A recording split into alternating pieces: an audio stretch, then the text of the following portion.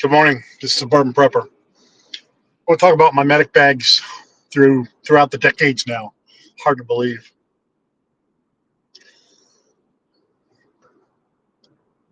Wow. So when I joined the military back in 1989, same year I graduated high school, of course, and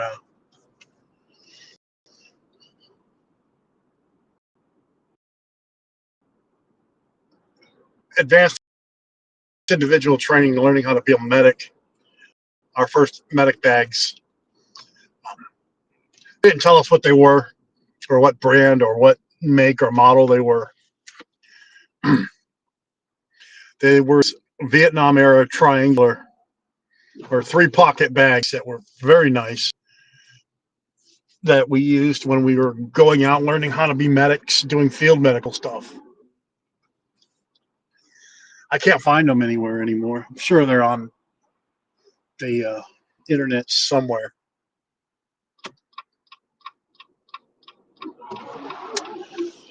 Okay.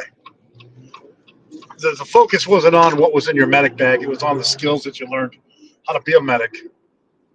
So that didn't make a difference. And I still didn't know which was a good medic bag. I get to my first unit, the best unit, the 160th Special Operations Aviation Regiment, Airborne. Was introduced to the Vietnam era M4 medic bag. This was a zipper bag, rectangular shaped, not rectangular, not quite box shaped, and it had some compartments on the inside that you could hold stuff. And this was my first go-to medic bag. That worked. I'd take it to the range, put it in my rucksack or put it on top of my rucksack for a jump. And then that was it, the M4. We'll get into the M4 some more. There were some variants on it. During Desert Storm, the unit 160th, we got these massive rucksack medic bags. I don't know.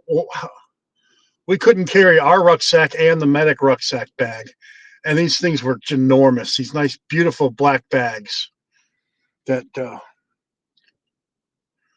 my battalion surgeon and our senior NCO decided that they were going to go with this company and get these bags. They were cumbersome, but they did fit everything that you needed to do what our mission was, which was combat search and rescue. But the problem was access to the bag, and we weren't going to run out of the helicopter with a bag on our back. That was too much gear. So we brought an M4. That was our bag that we would have on us. The purpose of a combat search and rescue was to identify, swoop up, and take them back to the helicopter. You spend the least amount of time on the ground. In retrospect, the bag was cumbersome. It was great for just about anything else, but not for combat search and rescue. Next, the M4 came out with a pseudoplastic or some type of material that was not cloth or canvas, and it was somewhat of a plastic kind of M4 bag. I guess it was more waterproof, but I never had a problem with my M4 medic bag. The solution was always there. Put it in a trash bag, a black trash bag, seal it up, and then you have a waterproof medic bag. Sometimes it's so the simplest solutions still work. And then you have a medic, you have a black trash bag that you can utilize out in the field for whatever you need to use too. There's always redundancy in whatever you throw in your ruck. Then I would be behooved to not talk about the small combat lifesaver bags, the CLS lifesaver bags. These haven't changed since 1990, since my first encounter with them. Back in the old days, circa 1990, we used to teach combat lifesaver to non-medical personnel in our battalions.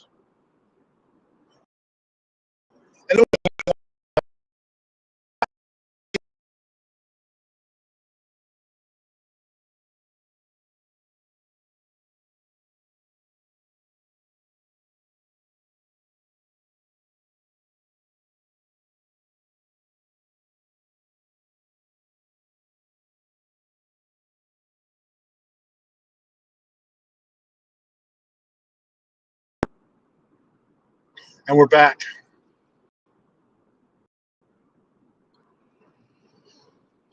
So that was saver bags. Now I looked at the size of the combat lifesaver bag, and I realized this is a nice go-to bag for a quick patrol to have on your person in addition to your larger medical bag, which I incorporated as my smaller go-to carry-on bag, basically. And it soon became the first aid bag for every unit of any infantry squad or platoon to carry on them. One thing that I would always have my team do on any, if we're on any patrol, is I would have them carry at first a medic bag or medical supplies for them if shit hit the fan, which would include IV access, field dressings, something that eventually became known as an IFAC. We invented it before it became an IFAC, and our packing was more complex. Also, we put Toradol in our IFAC for the individual, with the intention being that the medic would go to the individual, grab their medic bag, and at this point, we used a large plastic gallon bags, okay? And tell people to put them in their rucks. Or specifically, in the SOP, it was in their butt packs. So it was a 500-liter bag of normal saline or lactated ringers, IVs, some field dressings, and then eventually, I guess Big Army carried on to make that a first aid kit for the individual instead of just a field dressing. So as I progressed up into the 160th as one of the more senior medics, it dawned on me that these big-ass rucksack bags were not really effective. The thing with the 160th, it was not a medevac unit, so our supplies could not. They weren't a permanent fixture on the helicopter. So I came up with the idea of let's just design our own medic bag for the helicopters, because we would be on one day we'd be on a Black Hawk, the other day we would be on a Chinook. We had those were the two carrier birds that we could draw flight status on. So essentially, came up with the idea of a shoe bag. Back in the early mid 1990s, this was a marvelous idea. It was a foldable shoe bag, and you could fit the minimum a liter of fluid in each pocket, and that's how we stored our medic supplies for our medic bag inside the Black Hawk, and it could be hung up easily and taken down easily, because our Black Hawk or our Chinook was not a medical helicopter. It was an assault helicopter, a special operations helicopter. So we multi-purposed it for our role, doing Casevac or search and rescue. And I could fit a liter of IV fluid, a bag of IV fluid in each pocket if I had to. And I think we had 12 pockets. So we had way more than enough room to pack stuff. And when the mission was over, you would just unclip the bag, fold it up, and go on your merry way. So I got that. I didn't even get it approved. I contracted with a private company on my unit. We did have a credit card to purchase items through medical supply, and told them this is what we wanted. We had a contract and got it ordered. And this person's not paying attention. And I told him I need to turn. I need to turn. Don't be an asshole. Don't be an asshole. Thank you. I needed to turn, man. I'll shoot you. I know I won't. I won't say that out loud. Anyway, what the fuck is your problem? So I'm trying to turn into this lane because I got to turn up ahead. The guy wouldn't let me in. And he's looking at me like this, like this, like this.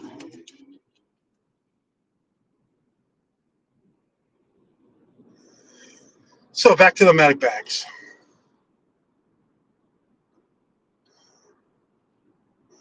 So whatever legacy I had with the unit, I don't know if they still use those bags or if they went up a notch or whatever. But they weren't cheap. They were nice, and it worked. And of course, got out, became a civilian for a while, joined the Army National Guard as a medic. Back to the M4 medic bag. Was with an armor unit. So basically had an ambulance of medical supplies, which was something new to me, having all that room. And it was a nice dry place. But we still had M4 bags. Life goes on. They changed the packing list of the combat lifesaver bags. They take out the IV fluid, and then they put an osmotic solution to increase blood pressure. And of course, the guys didn't know the difference between normal saline and a colloid solution. And some people's blood pressures skyrocketed because they were infusing not IV fluid for hangovers. Not the smartest thing to do, but that's what people did back then. So then they took out IV therapy all together in the combat lifesaver bags. No, the combat lifesaver bags are for non-medical. This is in the 2009, 2010 era that the IV training left combat lifesaver. I thought that was a horrible idea, but what do I know? And then what they would tell the people to do is just put a Heplock in to someone just in case and flush it. But you can't rely on a grunt to start an IV and be a master of it. The medic has to be the master of it.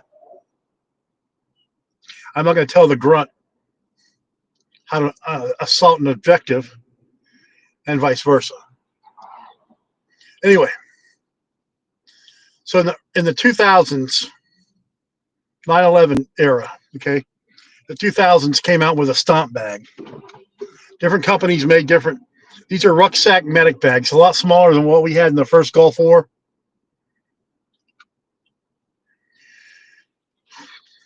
And they were good bags.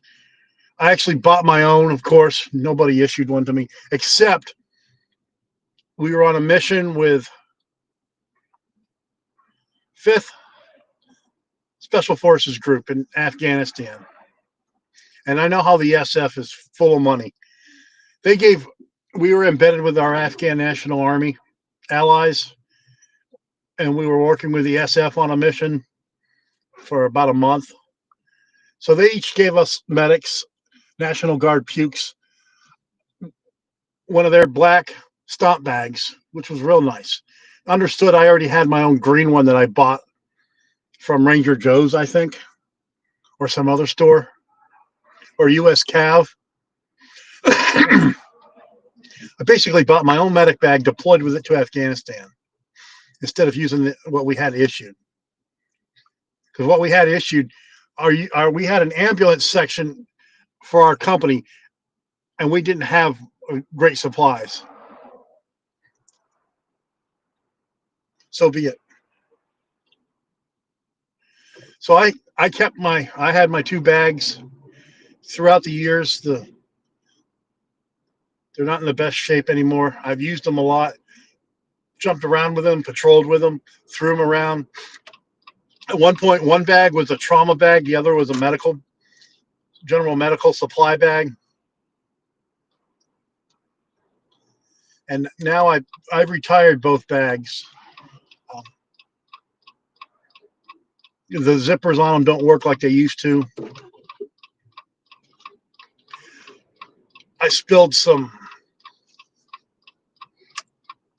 fluids, some benzene probably. It got sticky.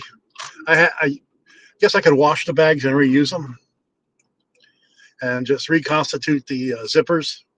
But I have them resting in peace and a medical supply chest.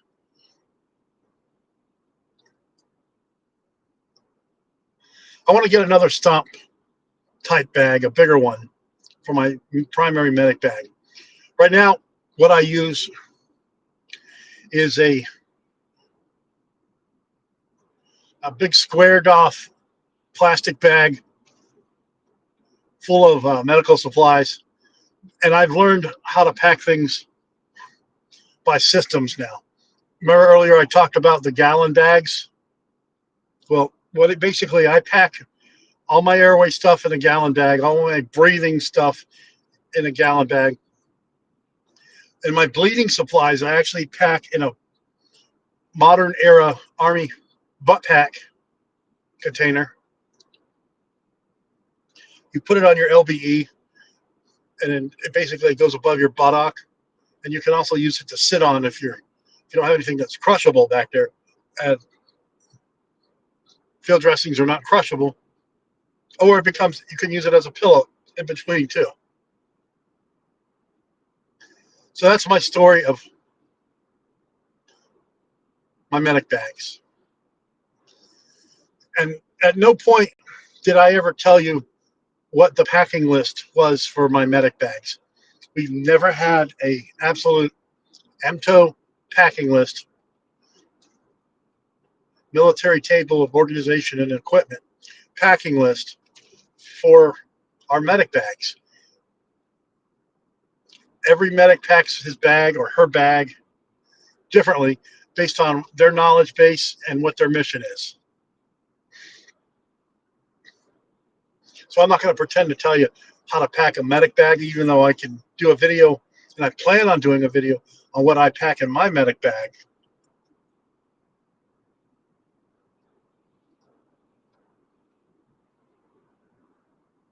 So, yeah. That's my story of my medic bags. Without your medic bag, the medic is not a medic without the medical bag, right? So you need to have a good medic bag. There's only so much you can do with your hands to help save someone. You need the tools and supplies to do the Lord's work.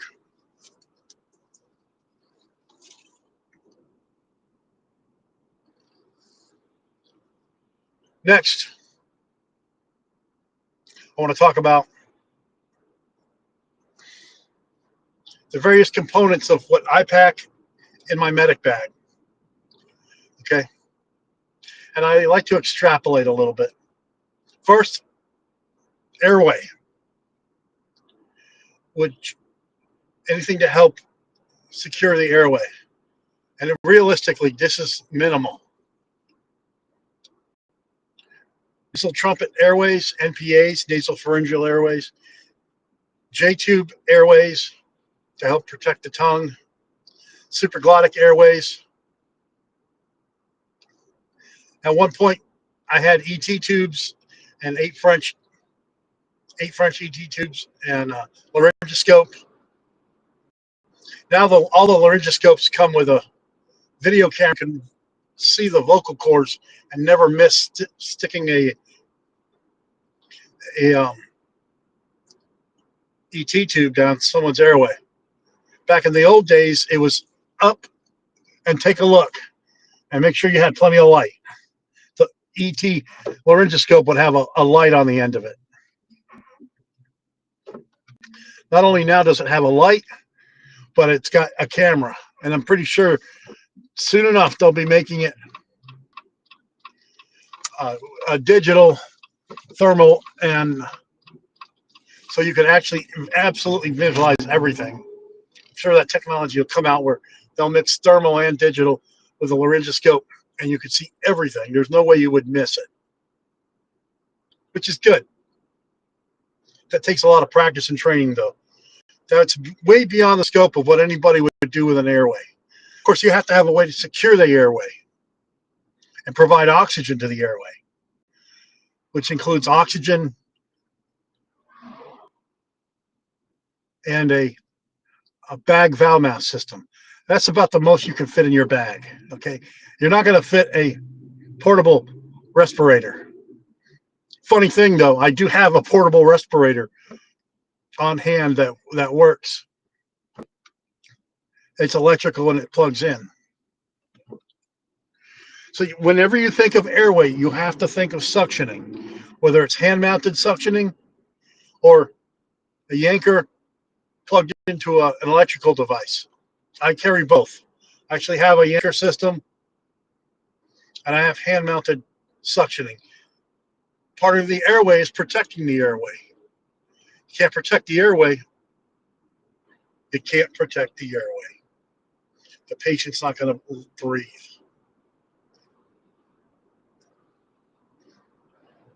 Now, this is where the old A, B, C, D, E sort of gets intertwined. The breathing. So the breathing component now, to me, incorporates looking at the airway, looking at the breathing, checking the trachea. Is there deviation? Do they have a pneumothorax, a hemopneumothorax, or a tension pneumothorax? Is there an exit wound in the thoracic area that's helping worsen a pneumothorax? That's the big things with an airway. So this is where you want to get your packing gauze, your vented chest to valves. And yeah, they do have unvented chest valves. And here's a big trick. If you want to help really secure an exit wound, the 8x10 Tegaderm, real sticky, comes into play. You pack that wound and you put that occlusiveness on that exit wound. And benzene tincture, the sticky stuff, you want to make sure you put that on. And of course, for the pneumo, you have to think about breathing. So we've already talked about how to do the, I hate this intersection. The valve systems for tension. This is where needle decompression comes into play. This is where a 14 gauge or a 10 gauge needle comes into play. More advanced is where you would start sticking chest tubes in the field. I'm not recommending, nobody do this, I'm just talking about it. So have chest tubes, have a Heimlich valve, and That's how we protected breathing. Notice in my airway, I did not say a crike. Typically, I won't pack stuff for a cricothyroidotomy out in the field as a medic. It's an option. It takes a lot of training, but you can get a crike set as a airway. But you got to know what the hell you're doing. It's not a joke.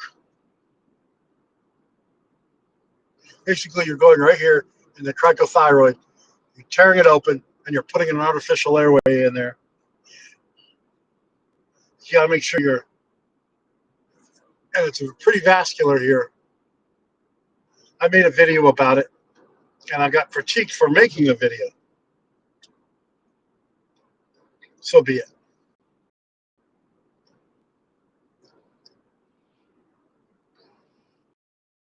So what now I consider circulation, people go with the old acronym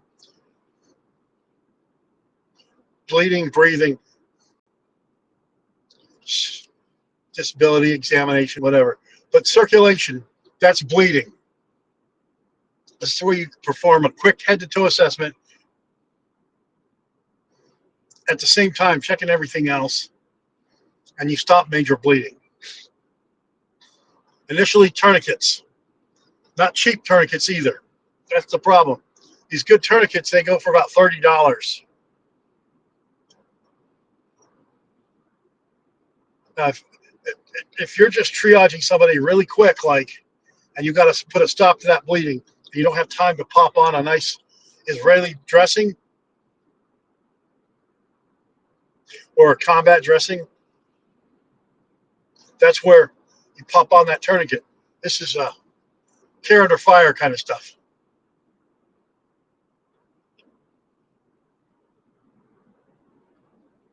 Then field dressings, okay? They come in all sizes now, but the more popular ones are these Ola, where it has a direct pressure, which is simpler to use, and it has its own packing material. And then the Israeli dressings, which puts like 40 pounds of force on the wound to help stop the bleeding and the pressure. Circulation also involves using hemostatic agents now. The one that I like the most right now is C-Clox. These little granules, and you put it in. You can also put in the powder, and it'll stop the bleeding. The early versions of this just cauterized everything and burned everything. Now it just coagulates. Not as bad.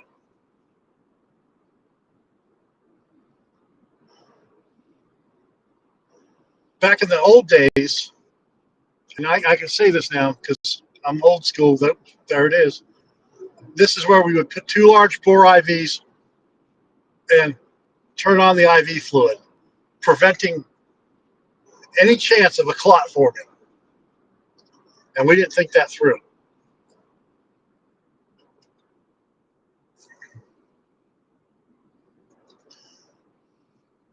Other variants to field dressings include these junctional dressings for places where it's hard to put on a dressing like the neck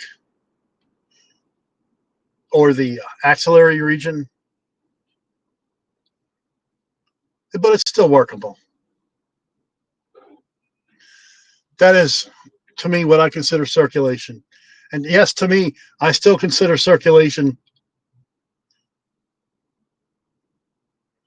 with IV fluid. At least getting a lock and keeping a line open. And obviously, if someone's got an injury to the upper extremity, you're not going to put an IV in that arm, okay? If they got an injury to the other upper extremity, this is where intraosseous therapy, basically down by the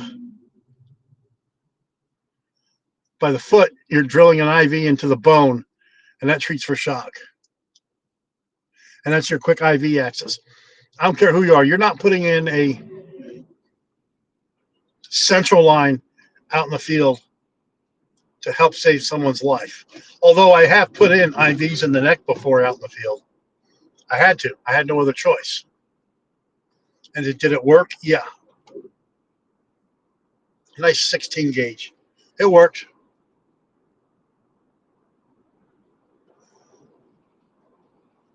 So the 16 gauge, the color of the tubing or the needle or the catheter system's white, and you know it's big. The 14 gauge, I've never stuck a 14 gauge in anybody except for needle decompression.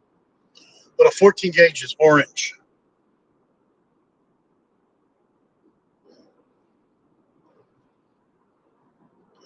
And they have different color sequences now on the different IV catheter sizes.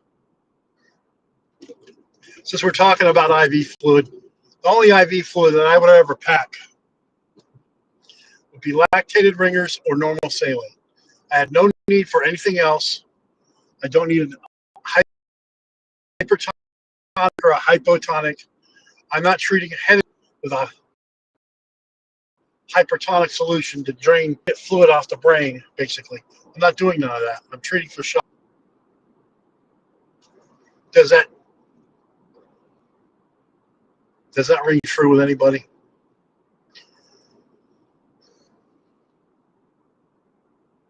Oh, we got the trash man here, so we got to be careful.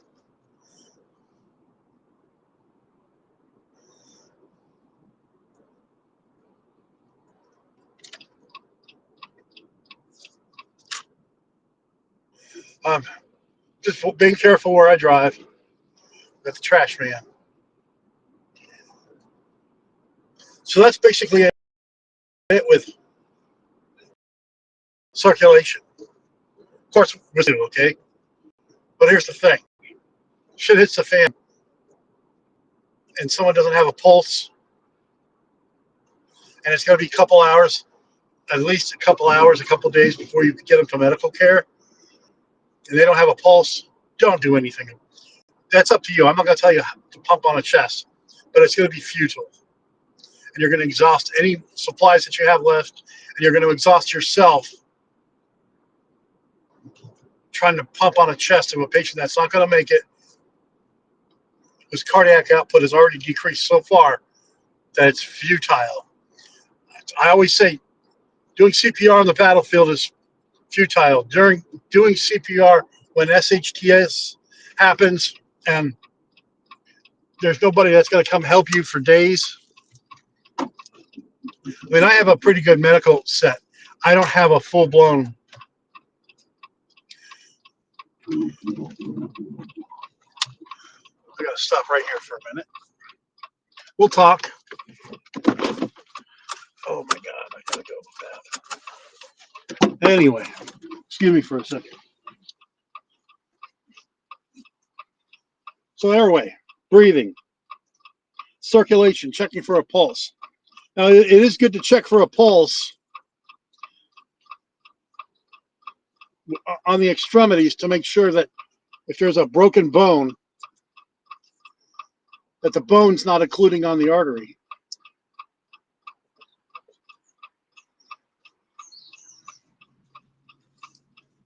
So that does make sense to check it for that. And we'll talk about broken bones next with disability.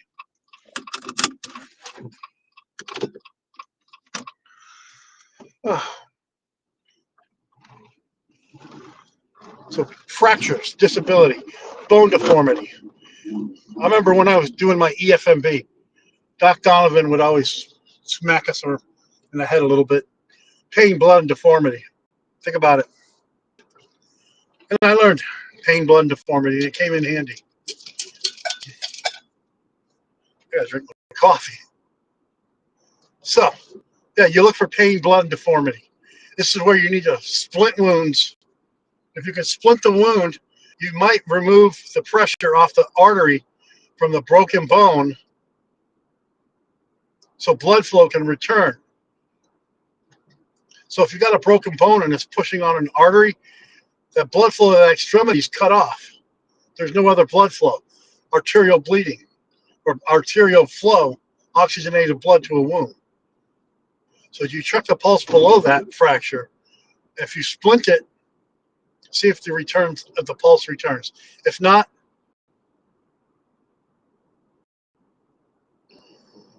seek emergency help. Or slowly move the extremity into a position where you will feel the pulse. Taking pressure off the artery from the broken bone. And sometimes there's nothing you can do, despite trying what you want. So there are SAM splints, okay, universal splints. The guy that invented universal splints, his last name was Sam. Learn that. But they don't like to name stuff after people anymore because they're so politically correct. But it is a universal splint. It's basically a aluminum splint that's cushioned, and it can be formed to any part of the body, basically, to help stabilize it. Those are universal SAM splints. And then you have to have a means to splint it, splinting material with elastic wraps, muslin dressings, whatever you have. If it's all you have is clothing and scissors and a t-shirt, then you cut strips to hold it in place. This is where you improvise. Now, there are commercially available splints for extremities that you can buy and use. There are air splints that you can buy and use to help immobilize fractures. Okay, they have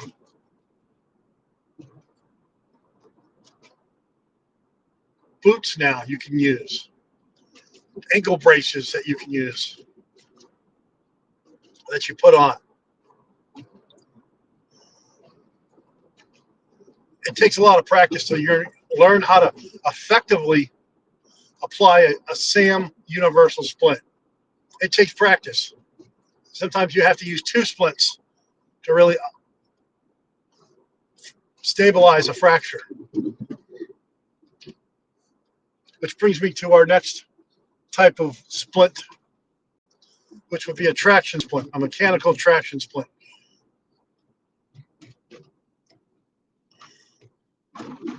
So basically a mechanical traction splint or a hair traction splint takes a broken bone like the femur and it puts gentle traction to take pressure off the artery and help stabilize that long bone fracture. Of course, that's got to stay on until they can get to a surgical orthopedic ward, x-rays taken, and see what's going on before an intervention occurs. But you bought them some time. I've seen some universal splints. I've seen a different color. I like the old-fashioned gray color. Now they make them in orange for some reason. It's hard to find. I like the gray colored ones. That to me is what I grew up knowing as a medic. But whatever. The color of it doesn't really matter. And of course, they have different splints for different body parts now. SAM splints for fingers, for hands that are preformed already. It sort of takes the fun out of learning how to form a SAM splint to adjust it to the contour of a body. But on the other hand, whatever works. How many SAM splits should you have in a medic bag? Depends on what space that you have. 5. Pick an odd number and go with it. I would tell you to have 5 SAM splints. If you have the means, get a air traction splint. You can get them off Amazon nowadays.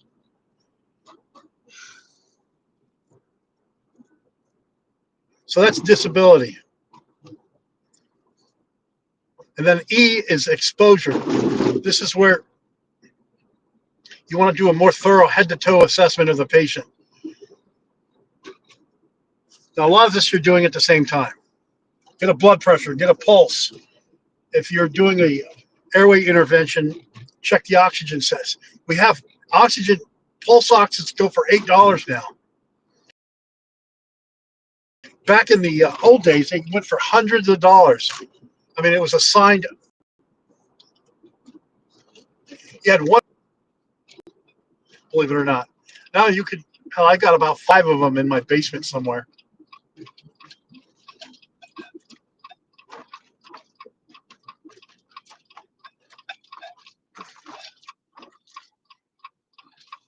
And the technology on them has worked where I trust them now. Originally, I didn't trust the portable pulse oxys, what they said.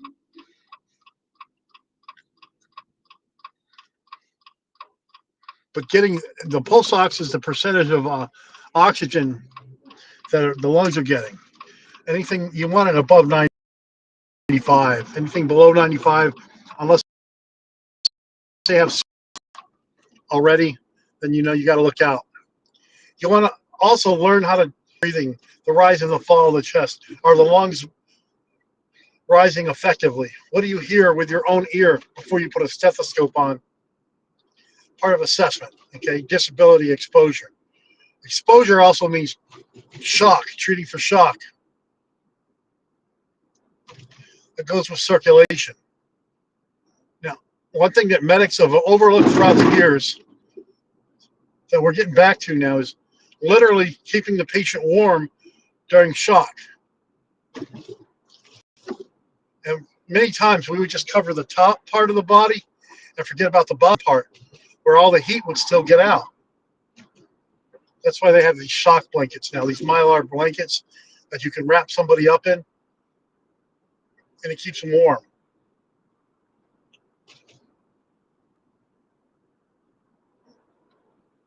A lot has changed since I was a medic. We didn't have these shock mylar blankets when I was in. We were told put the person in a. Here's what we were told. Here's what we were told and taught to teach. If someone's in shock, put them in a sleeping bag. Have a battle buddy lay down with them naked. Yeah, that's one way to treat shock, but you're losing a healthy person to keep another person warm. This is before we started using mylar, little portable mylar bags to wrap somebody up.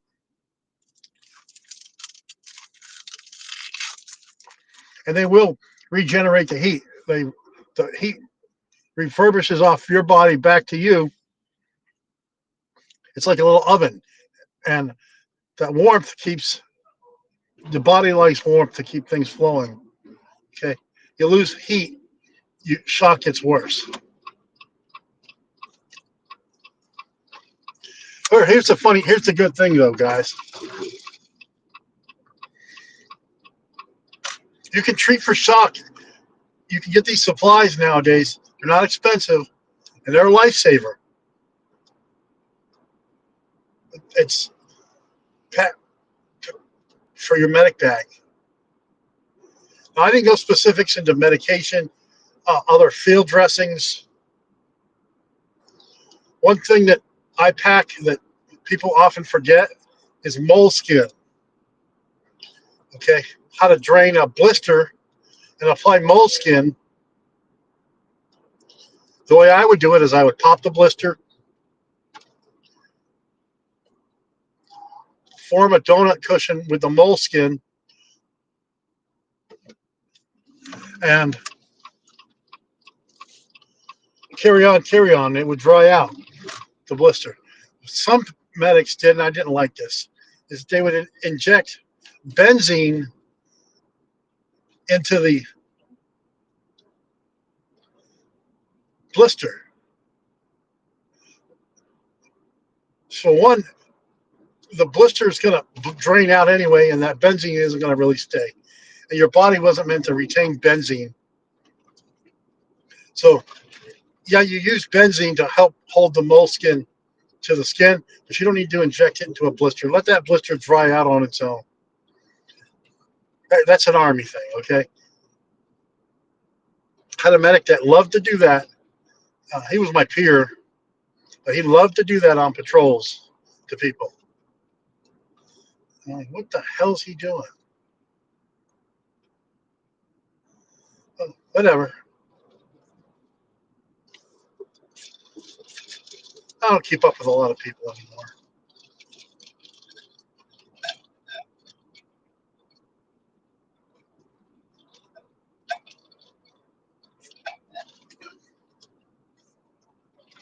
So you want to know the normal blood pressure?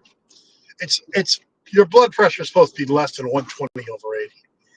But we eat so much crap now that people think that 150 over 90 is good. It's not.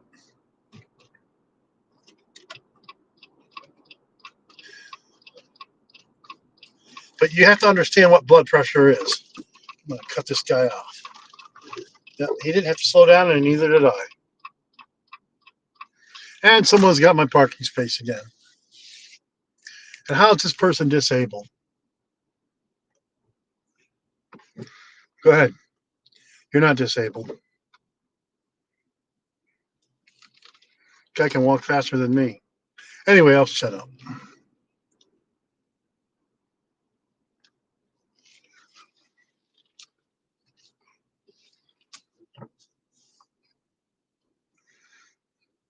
So here we are, coming home.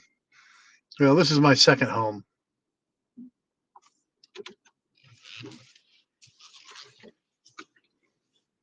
So I hope you enjoyed my video today about medical. I'm not talking about the martyr or martyr. I just had to take a break from that. More to come. This is Suburban Prepper. This is survival. This is resilience.